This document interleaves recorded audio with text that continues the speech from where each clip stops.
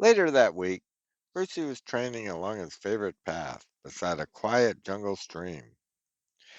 There was a small limestone bridge arched over the water. It was graceful and worn, like a piece of forgotten history. Brucey moved with calm and precision, shadow boxing through his morning kung fu routine.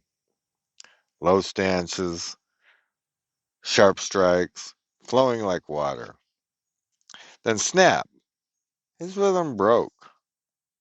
It was Tigra, the crazy jungle girl. She leaped from the bushes, eyes blazing. Let's see whose kung fu is stronger, my tiger claw or your badger claw.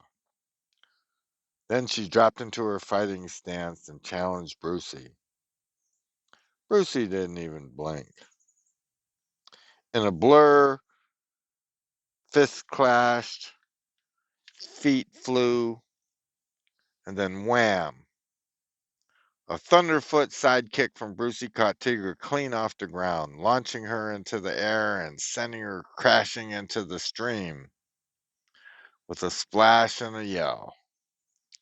Before the ripples of the water could even settle, Coda, Tigger's brother, came charging across the bridge to defend her. Coda swung, Brucey ducked, then boom, another thunderfoot sidekick sent Coda flying into the water with his sister. The two floundered back to the bank. Dazed and dripping in disbelief, Brucey stood calm and collected on the other side, arms crossed, the stream flowing peacefully at his feet, and then he shouted, "Your kung fu is weak. Come back when you have some skills." As if the whole fight had just been another part of his morning workout. One thing was for certain. If you touch Brucey, Brucey will touch you back.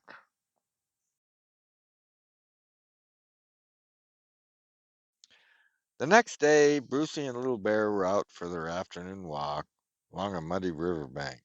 The sun was shining off the slow moving water. Brucey was carrying his black bag of tricks, stuffed with every kung fu weapon a young jungle warrior could ever need. Just as they reached the bend of the river, the water rippled. It was El Chapo, the king of the crocodiles. He emerged from the depths like a nightmare made real, with solid gold skin and ruby red eyes glowing, cutting through the water like a torpedo with teeth. But Brucey didn't flinch. He dropped his black bag. But then a second crocodile surfaced beside the first.